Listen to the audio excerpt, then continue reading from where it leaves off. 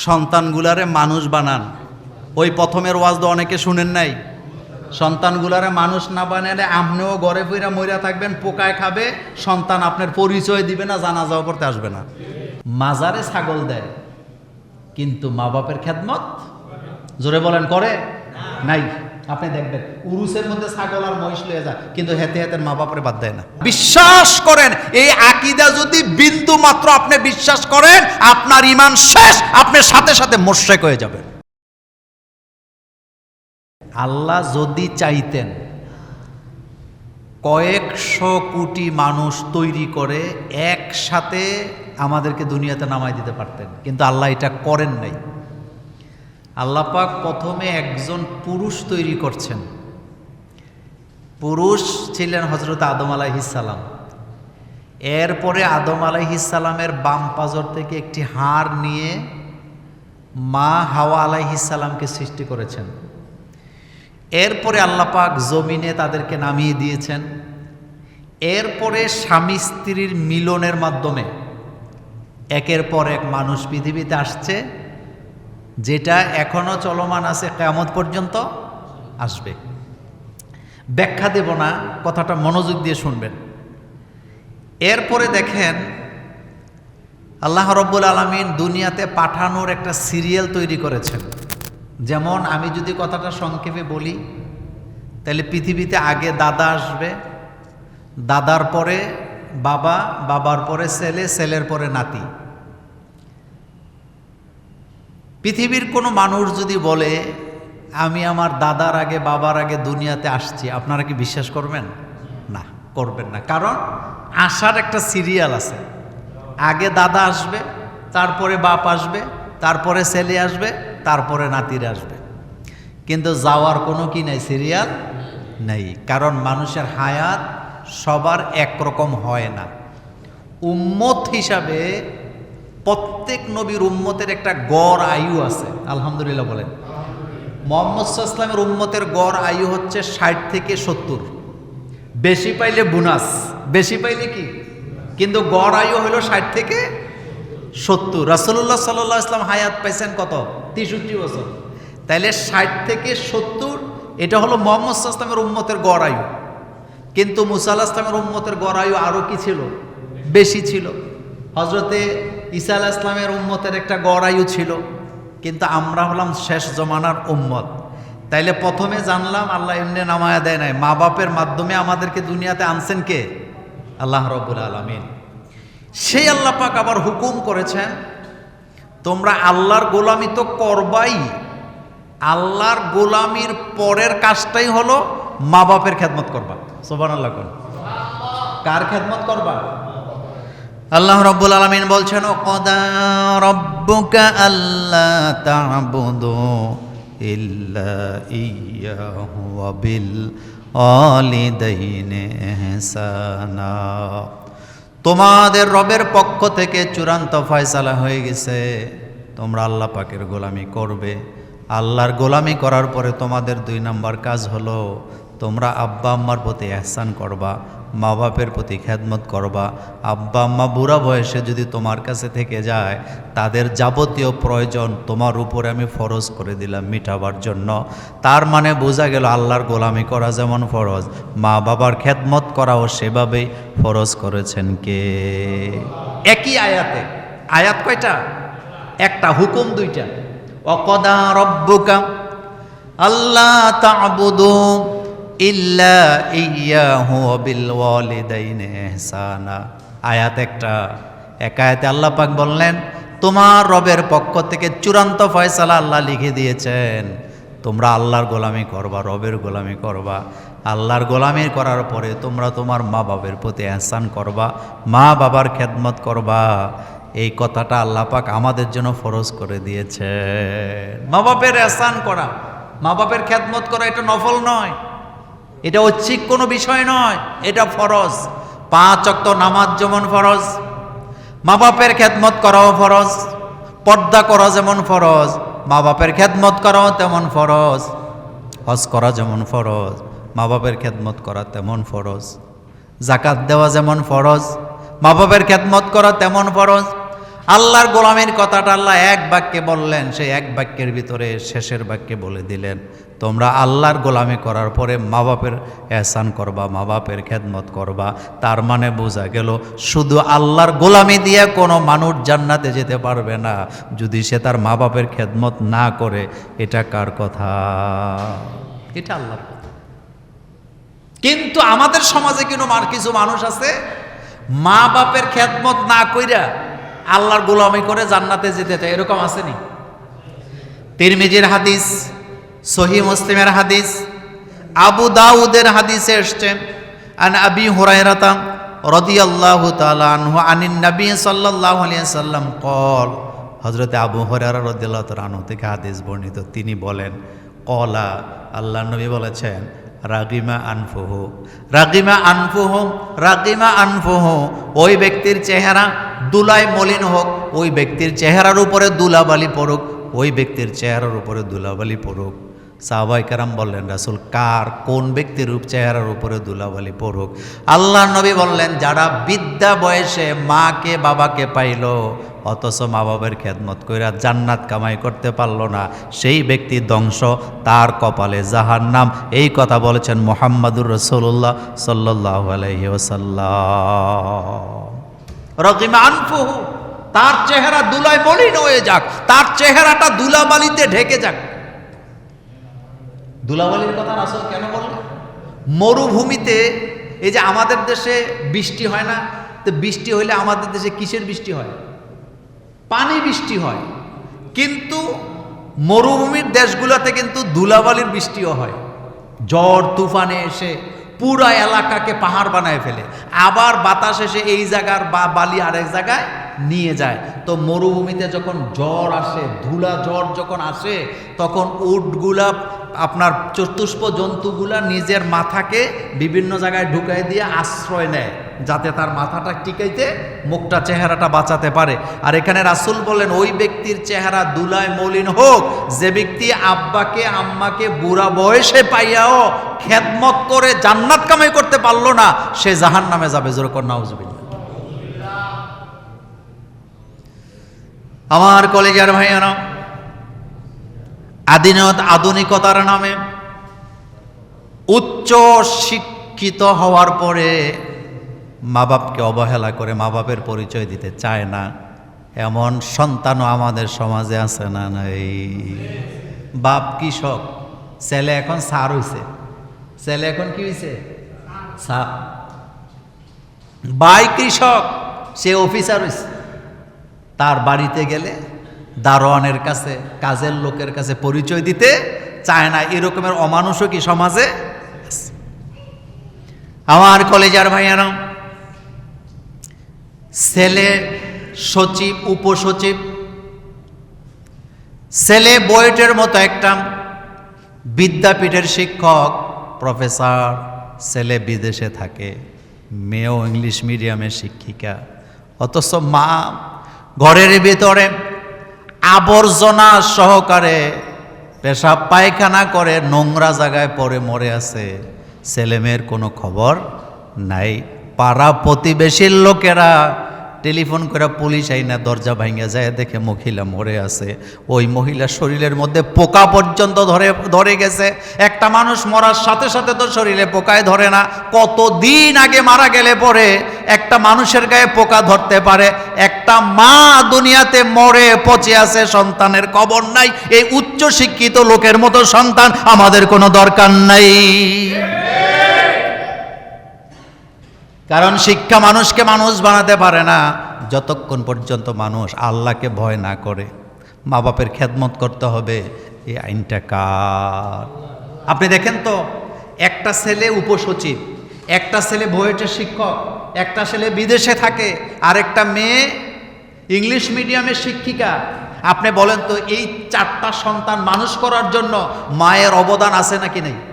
কম না বেশি? এই সন্তানগুলাকে নিয়ে মা কত না স্কুল কলেজে দৌড়াদৌড়ি করছে, কত না পেরেশানি কইরা তাদেরকে উচ্চ শিক্ষিত বানাইছে। চিন্তা করে দেখেন, এই শিক্ষার কোনো দাম নাই। কারণ যেই জাতির কাছে নৈতিকতা থাকে না, যেই জাতির কাছে ধর্মীয় অনুশাসন থাকে না, সেই জাতি কখনো মানুষ হতে পারে না। এই জন্য আল্লাহ কোরআনে বলছেন, একটা মানুষ যতক্ষণ পর্যন্ত কোরআন শিখতে না পারে ততক্ষণ পর্যন্ত প্রকৃত মানুষ হতে পারে না। এই জন্য বিশ্বনবীকে আল্লাহ পাক বলছেন, আলিফ লাম রা কিতাবুন আনজালনাহু ইলাইকা লিতুখরিজান নাসা মিনাজ যুলুমাতি ইলান নূর। নবী, আপনার প্রতি কিতাব আমি নাজিল করছি। কিতাব মানে কোরআন। বলেন কিতাব মানে কি? নবী, আপনার প্রতি কিতাব আমি নাজিল করেছি। কেন করলাম?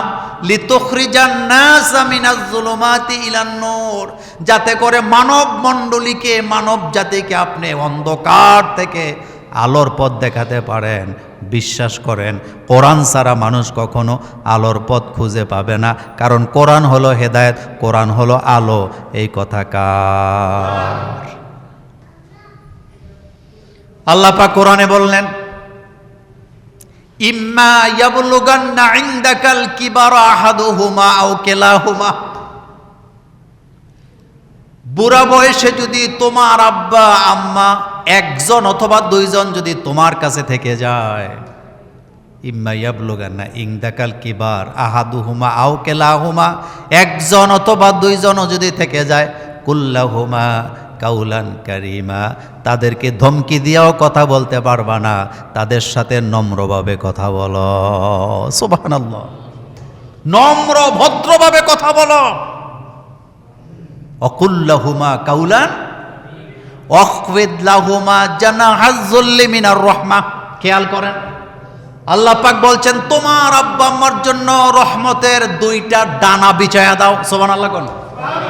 কয়টা ডানা? দুইটা ডানা বিছাও। এখানে ডানা বলছে আল্লাহ পাক।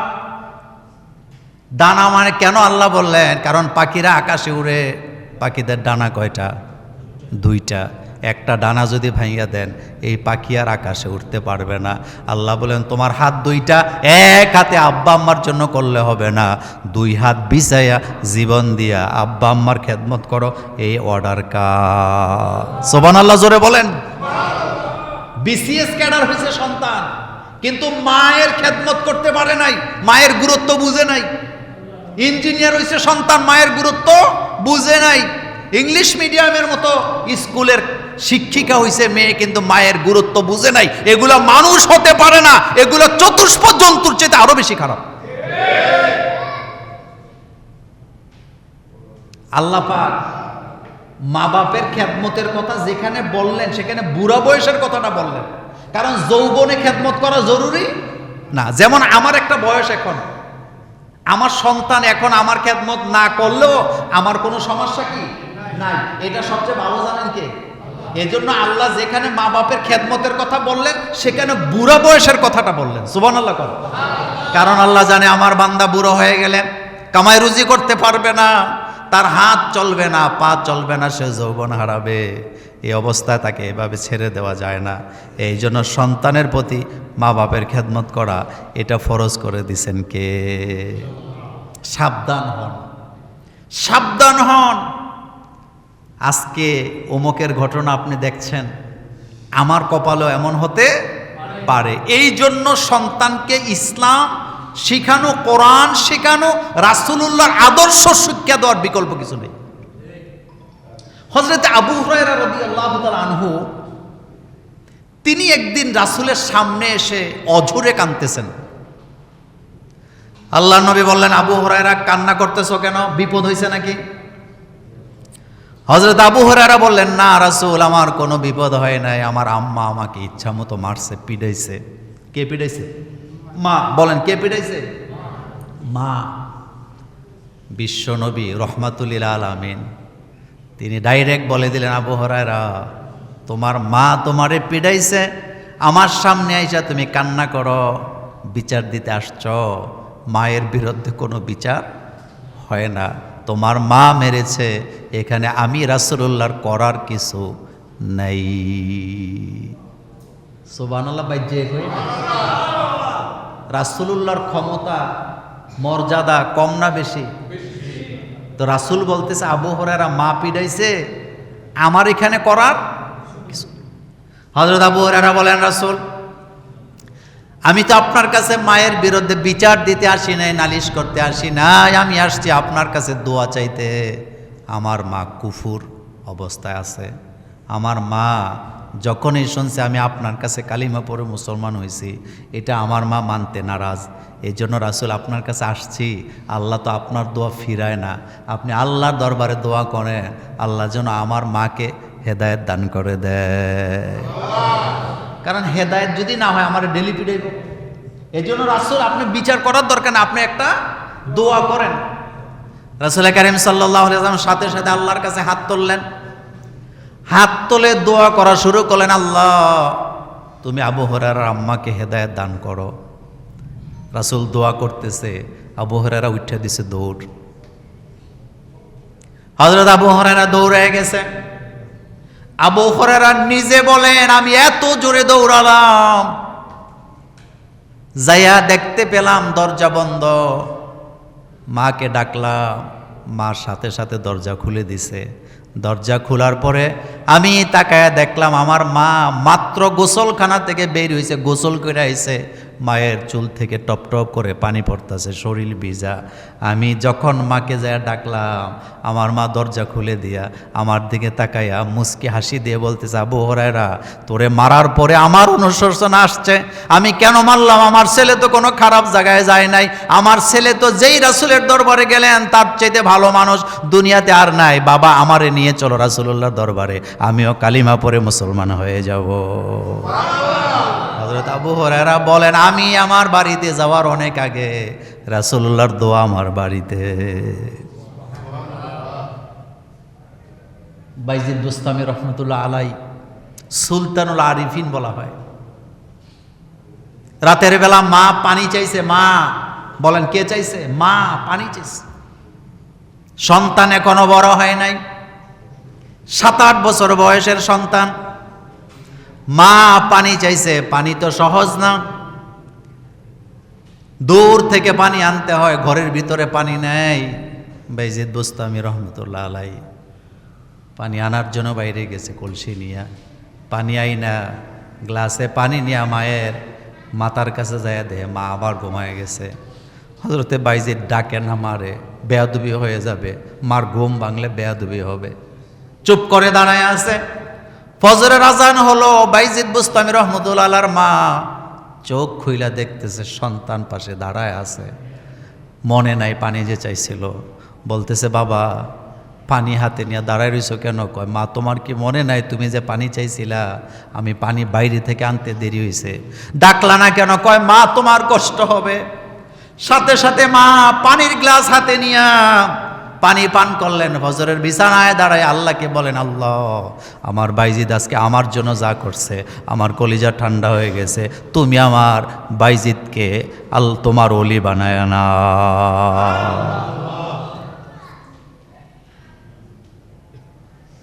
আমরা উচ্চশিক্ষার বিরোধিতা আমরা করি না, কিন্তু উচ্চশিক্ষিত হওয়ার পরে যে ব্যক্তি মা বাপের মর্যাদা দিতে জানে না, মা বাপকে বৃদ্ধাশ্রমে পাঠায়, এটা উচ্চ শিক্ষিত ঠিক, তবে এটা হলো উচ্চ শিক্ষিত শয়তান।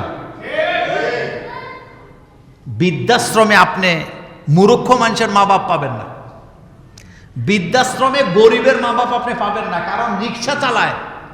হেতের মাথায় চিন্তা হলে আমি রিক্সা চালায় খাবো, কিন্তু এরপর আমি আমার মা বাপকে খাওয়াবো, আমি আমার মা বাপকে কোথায় দিব? কিন্তু নিজে অনেক বড় শিক্ষিত, বিয়ে করছে আরেকটা শিক্ষিত, এখন মা বাপের খেদমত কেমনে করে? আধুনিকতা তাদের অভ্যাস নেই, তারা পারে না, মা বাপের খেদমত করতে পারে না। মা বাবা পেশাব করে দেয়, পায়খানা করে দেয়, সহ্য করতে পারে না, এজন্য এটারে বৃদ্ধাশ্রমে পাঠায়। এরকম অমানুষ কুমানুষ সমাজে আছে নাকি নেই? আলোচনাটা লম্বা করতে চাই না, এই পয়েন্টটা আমি এই বলে শেষ করতে চাই, আপনাদের কাছে অনুরোধ, সন্তানগুলোকে মানুষ বানান, কোরআন হাদিস পড়ানোর ব্যবস্থা করেন। কোরআন হাদিসের বিকল্প কিছু। আমি মোল্লা নাজিব দায়িত্ব নিয়ে চ্যালেঞ্জ ছুড়ে দিলাম, আমি দায়িত্ব নিয়ে চ্যালেঞ্জ ছুড়ে দিলাম, বাংলাদেশের কোন বৃদ্ধাশ্রমে একজন হাফেজের মা বাপ, একজন আলেমের মা বাপ আপনি খুঁজে পাবেন না। একজন রিকশাওয়ালার মা বাপ, একজন মুয়াজ্জিনের মা বাপ আপনি বৃদ্ধাশ্রমে খুঁজে পাবেন না। কিন্তু সচিব, doctor, engineer, pilot, crore crore টাকার মালিক, এই রকমের কিছু অমানুষের মা বাপ বৃদ্ধাশ্রমে খুঁজে পাওয়া যায়। কারণ তার কাছে ধর্মীয় শিক্ষা নেই।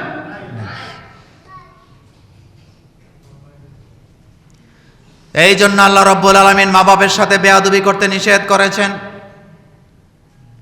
যেই সমস্ত সন্তানেরা উচ্চ শিক্ষিত অথচ মা মরে আছে ঘরের ভিতরে নোংরা জায়গায়, মানুষ বাস করার মতো জায়গা না, পানির পাতিল নোংরা, রান্না করার পাতিলটা নোংরা, বিছানাটা নোংরা, ঘরটা নোংরা, কতদিন এটা পরিষ্কার করা হয় না কেউ বলতে পারে না, পোকায় ধরে আছে। আপনাদের কাছে জানতে চাই, ফতুয়াটা আপনারাই দেন, যেই মা মরে আছে, গলে পচে আছে, সন্তানদের খবর নাই, তারা কি জান্নাতি না জাহান্নামী? এটা কি মোল্লার কথা না আল্লাহর কথা? মা তো মরেই গেছে, এখন আর কান্না করলেও কোনো লাভ। রাসূল কারীম সাল্লাল্লাহু আলাইহি ওয়াসাল্লাম বলেছেন, ওই ব্যক্তি ধ্বংস যে ব্যক্তি আব্বাকে আম্মাকে পাওয়ার পরে খেদমত করে নিজে জান্নাত পাইল না। তার মানে বোঝা গেল মা বাপের খেদমত যারা করে তাদের জন্য জান্নাত অবধারিত, তাদের জন্য জান্নাত লিখে রাখছেন কে? আল্লাহ পাক। সন্তানগুলারে মানুষ বানান। ওই প্রথমের ওয়াজ তো অনেকে শুনেন নাই। সন্তানগুলারে মানুষ না বানালে আপনিও ঘরে ফিরা মইরা থাকবেন, পোকায় খাবে, সন্তান আপনার পরিচয় দিবে না, জানাজাও করতে আসবে না। এত আপনি কোনো অন্য গ্রহ থেকে আসেন নাই, আপনি এই গ্রহেরই মানুষ। আজকে একজনের মা মরে আছে, সন্তানরা পরিচয় দেয় না, পোকায় খাইছে, এখন মিডিয়াতে আসার পরে কয় এটা আমার মাই না, বলছে কি না? তো আপনিও মুছে তেল দিতেছেন না, মিথ্যা মামলা, বাইরে ঠকাইতেছেন, বন্ধুরে ঠকাইয়া ছেলে মেয়েরা অনেক সম্পদ দিয়ে যাবেন। নিশ্চিত থাকেন আপনার কপালও এমন হতে পারে, যদি আপনি ছেলে মেয়েকে নামাজি না বানাতে পারেন, আল্লাহওয়ালা, ইসলামওয়ালা, নবীওয়ালা বানাতে না পারলে আপনার কপালেও এটা আছে। মাজারে ছাগল দেয় কিন্তু মা বাপের খেদমত জোরে বলেন করে নাই। আপনি দেখবেন উরুসের মধ্যে ছাগল আর মহিষ লয়ে যায়, কিন্তু হেতে হেতে মা বাপের বাদ দেয় না। বাংলাদেশের মাজারগুলাতে বিভিন্ন কায়দায় ব্যবসা চলে। কোন কোন মাজারে ব্যবসা চলে কচ্ছপ দিয়া। চট্টগ্রামের বাইজিদ বুস্তামির মাজারে চলে কচ্ছপ দিয়া ব্যবসা। কচ্ছপ বুঝেন তো? কটুয়া মুড়ি দেয়, মাংস দেয়, গোস্ত দেয়, মান্নত করে কাট্টর লেগিয়া খাওয়াইতেছে নিজের হাতে। কাট্টরে খাওয়াইলে বলে সন্তান হইব। হযরত শাহজালাল রহমতুল্লাহ আলাই, যিনি আসছে প্রতিষ্ঠিত গৌরগোবিন্দর বিরুদ্ধে যুদ্ধ ঘোষণা কইরা হাতে তরবারি নিয়ে আইছে, গৌরগোবিন্দ রাজারে পরাস্ত কইরা তার বিল্ডিং প্রাসাদ আজান দিয়া ভেঙে দিলেন। যার তরবারির ভয়েতে গৌরগোবিন্দ সিলেট সাইরা পালাইছে, সেই মাজারের মধ্যে ব্যবসা চলে গজাল মাছ দিয়া। কথা কন না কেন? জোরে কন, কি মাছ? গজাল মাছ তো এমনি দেখতেও একটু লাল, চোখগুলা কি হয়? লাল হয়, ভয়ানক। আমি গজাল মাছ খাই না, ডরে খাই না।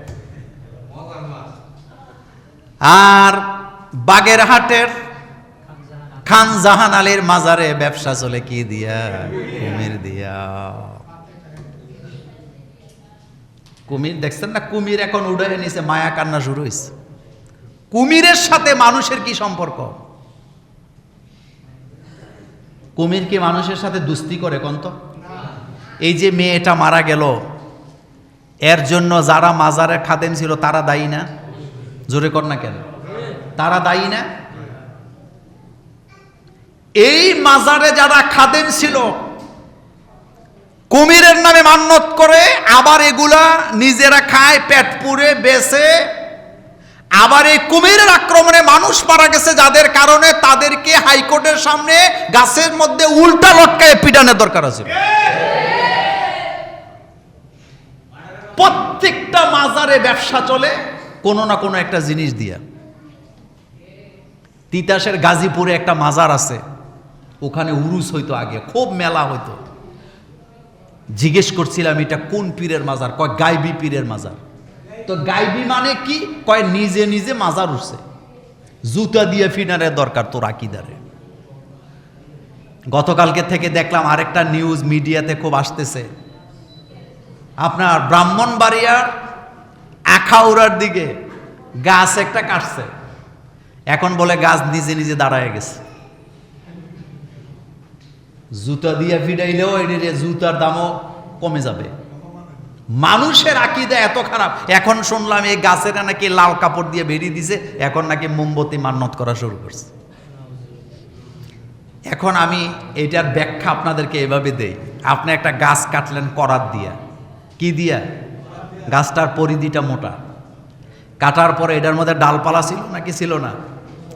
তো গাছ যখন কাটছে ডালপালা শুদ্ধই তো কাটছে, কাটার পরে এটা পড়ে গেছে, পড়ার পরে ডালপালা কাইটা কুইটা সব শেষ করে দিছে।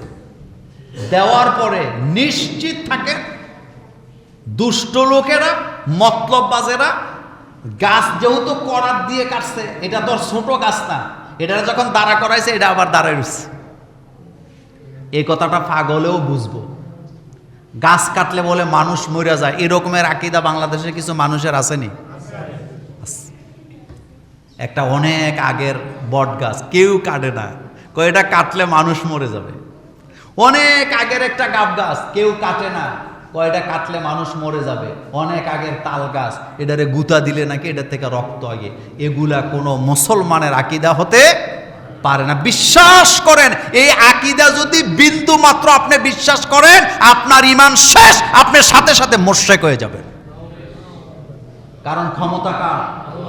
আপনি ঘোষণা দিয়েছেন কুলিল্লাহুম্মা মালিকাল মুলক তুতিল মুলকা মান তাশা ওয়া তানজিউল মুলকা মিম্মান তাশা ওয়া তুইজ্জু মান তাশা ওয়া তুযিল্লু মান তাশা। ক্ষমতা কার? তাবারাকাল্লাযী বিয়াদিহিল মুলক ওয়া হুয়া আলা কুল্লি শাইইন কাদির। ক্ষমতা কার?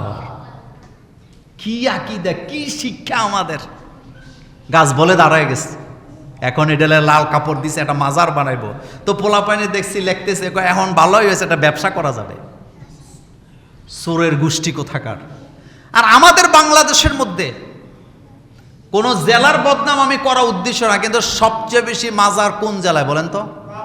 ব্রাহ্মণবাড়িয়া। আর ব্রাহ্মণবাড়িয়ার মধ্যে সবচেয়ে বেশি মাজার হলো নবীনগর, নাসিরনগর, আর কি কি বলে আখাউড়া। এগুলাতে বাড়িতে বাড়িতে মাজার, বাড়িতে বাড়িতে। কুমিল্লা জেলখানার একজন স্টাফ, তিনার বাড়ি নবীনগর, মনোযোগ আছে না? তো আমি তখন, আমার বয়স আরো কম, আজ থেকে 12-13 বছর আগের কথা, তখন আমি আরেকটু গরম গরম ছিলাম। তা আমারে উনি, কুমিল্লার জেল স্টাফ, উনি আরেকজনকে সুপারিশ ধরে আমারে দাওয়াত দিছে ওনার বাড়ির মাহফিলে, আমি প্রধান বক্তা। তা আমি তো জানি মাহফিলে যাইতেছি, নবীনগর গ্রামের নামটা মনে নাই, ওই মাহফিলটাতে আমি 2-3 বার গেছি। তো যাইয়া দেখি মাজারের পাশে মাহফিল। তা আমি বললাম, ভাইজান আমারে যে দাওয়াত দিলেন, এই জায়গায় কি আমার মাহফিল চলবো? তো ওরা বলতেছে, হুজুর এই জন্য আপনাকে আনছি, আপনি যদি ভালো ওয়াজ করতে পারেন তাহলে এখানে আর মাজারটা নিয়ে কোনো পূজা টুজার হবে না, উরুস টুরুস আর করবে না, গান বাজনা করবে না। তো যাই হোক, ওই মাহফিলের পরে তারা আর গান বাজনা মাজার নিয়ে কি করে নাই। এটা ভালো দিক না খারাপ দিক? ভালো দিক। এটা এই জন্য বললাম। পরে আমি ঘুরে গেলে দিনের বেলা দেখলাম যে মোটামুটি ম্যাক্সিমাম বাড়িতে একটা করে মাজার আছে। ম্যাক্সিমাম বাড়িতে একটা করে কি আছে? মাজার আছে। মা বাপের খেদমত নাই, কিন্তু মাজারে যাইয়া কুমিরের নামে মান্যত করে, মাজারে যাইয়া কচ্ছপের নামে, কাউটার নামে মান্যত করে, মাজারে যাইয়া বোয়াল মাছের নামে মান্যত করে। মাথা ঠিক আছে বেটা তোমার? মান্যত করতে হয় কার নামে? শুধু আল্লাহর নামে। এই টাকা কি জীবিত মানুষের দরকার না মরা মানুষের দরকার? কথা এত আস্তে বলেও বলি, মরা মানুষের টাকার কোনো দরকার আছে? হযরত শাহজালাল রহমতুল্লাহ আলাইহির মাজারে যদি আপনি 100 কোটি টাকা দেন, শাহজালাল রহমতুল্লাহ আলাইহি এখান থেকে কয় টাকা পাবে? এত আসতে কইলেন, বলেন 1 টাকা পাবে? আপনি ডাকা কি বলে গোলাপ শাহর মাজারে যদি 200 কোটি টাকা দেন, তো গোলাপ শাহ এখানে কয় টাকা পাবে? তো এরপরও কবর কি বলে মাজারে টাকা দিতে যায় কেন? কারণ আকীদার মধ্যে সমস্যা আছে। আকীদার মধ্যে কি আছে? সমস্যা আছে। এক মুরিদ তার পীরের দরবারে গেছে, যায় বলতেছে, বাজান এত বছর হলো মুরিদ হইলাম, কিছু তো দিলেন টিলেন না। তো উনার কাছে একটা গাদা ছিল, গাদার বাচ্চা। তো পীর সাহেব হুজুর কিছু না এদিক সেদিক তাকাইয়া কয়, যা তোরে গাদাটা দিয়ে দিলাম। কি দিছে? গাদা। সে মুরিদ খুব খুশি হয়েছে যে আমার পীর সাহেব বাবা আমার একটা গাদা দিছে। গাদাটা নিয়ে বাড়ির দিকে রওনা দিছে। গাদা হাঁটতে হাঁটতে এক জায়গায় যায় গাদাটা ফইরা মরে গেছে। তো গাদাটা যখন পরে মরে গেছে, এটা তো পীর সাহেব হুজুরের দেওয়া গাদা, এটা কি সাধারণ গাদা নাকি? বেচারা গাদাটার জন্য কাঁদতেছে। গায়ে ছিল একটা লাল চাদর, চাদরটা গায়ে, এটার মধ্যে আবার রোদ লাগতেছে।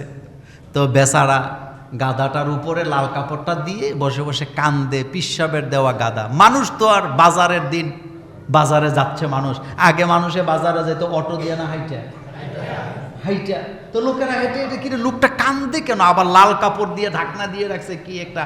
তো বেচারা কাঁদতেছে, বেটায় আর তাকায় না, চোখ বন্ধ করে কাঁদতেছে। মোটামুটি ঘন্টা 2-1 পরে চোখ খুললে দেখে টাকা আর টাকা, টাকা টাকা। বেচারা মনে মনে কয়, আরে গাদা তো জীবিত গাদার চাইতে মরা গাদার ক্ষমতা আরো। সে চুপ করে কি করলো, রাতের বেলা কোদাল একটা আইনা এই জায়গার মধ্যে গাদাটা খাদাইছে। খাদাইয়া মোটামুটি একটু উঁচা টুচা কইরা এখানে একটা সাইনবোর্ড লেখছে, জনাব গেদুসার মাজার। কিসার মাজার? মানে গাদা থেকে গেদু, মূল ধাতু হইল গাদা। এখন লোকেরা টাকা পয়সা দিতেছে, মোটামুটি কয়েক বছরের মধ্যে বিল্ডিং টিল্ডিং বানাইয়া গুম্বিজ টুম্বিজ কইরা একদম প্রাসাদ। মাজারের নাম কি বলছি? কিন্তু পীর সাহেবের আর খোঁজ খবর নেয় না, কারণ এখন সে পীর সাহেবের চেয়ে আরো বড় পীর সাহেব হয়ে গেছে, মালটাল হয়েছে। কয়েক বছর পরে পীর সাহেব হুজুর তার খোঁজ খবর নিতে যে লোকদেরকে জিজ্ঞেসতেছে ওই এলাকার, যে কিরে তে যে গেল আমার কাছ থেকে আজ পর্যন্ত তো আর ফেরত আইলো না। লোকেরা কয়, হুজুর আসবে কি, হ্যাঁ তো এখন আপনার চাইতে বড় পীর। কি আমার চাইতে বড় পীর? কয় হ্যাঁ, ওর মাজার বিশাল বড় মাজার। কয় তাই নাকি? কয় হ্যাঁ। কয় তারা খবর দে, যা তারা ধরে নিয়ে একেবারে 4-5 মুরিদ যায় কেছে পীর সাহেব হুজুর কাছে তোরে যাওয়ার জন্য। পীর সাহেব হুজুর খবর দিছে, গেছে। যাওয়ার পরে সব বাইর করে, ঘটনা কি, তোর কোনো খোঁজ খবর নাই, আর গাদা যে দিছিলাম ওইটার কি খবর? তেহে থেকে হুজুর মনে কিছু না নিলে সব লোক বাইর করে দেন, আমি একা একা আপনার সাথে কথা বলতে চাই। সব বাইর করে দিস, খানকার দরজা লাগায় বলতেছে, তুই এত বড় বেয়াদব, তোরে খেলাফত দিলাম, আজ পর্যন্ত দেখা করলি না, আর এত টাকা পয়সা হয়েছে, ঘটনা কি? বলতেছে, হুজুর মনে কিছু নিয়েন না, গাদা যে দিছিলেন যাওয়ার সময় এটা মরে গেছে, তা আমি বুঝতে পারি নাই, লাল কাপড় দিয়ে ঢেকে বসে আসিলাম। এখন চোখ খুললে দিই লোকেরা টাকা পয়সা দিয়ে ফেলছে, তো ভাবলাম যে এই তো সুযোগ, আমি একটা কবর বানাইয়া সুন্দর করে প্যাকেট পকেট কইরা এটার উপরে একটু পাকা টাকা কইরা লিখছি গেদুসার মাজার। এখন তো টাকার আর টাকা, তো আমার ভাগ কোথায়? কয় হুজুর বেয়াদবি হয়ে গেছে, ভবিষ্যতে পাবেন। তো হুজুর বলতেছে, তার মানে গাদাটা মাটি দিয়া কি বানাইছে? গেদুসার মাজার। তো পীর সাহেব হুজুর কয়, মনে কিছু নিস না, কারো কাছে কইস না, আমার এখানে যে মাজারটা দেখোস আসলে এখানেও কোনো পিটটির নাই, বাবাটা বানাই, তোরে যে গাদাটা দিছি হেডার মার কবরে না। আপনাদের যদি কমন সেন্স থাকে একটু চিন্তা করেন তো,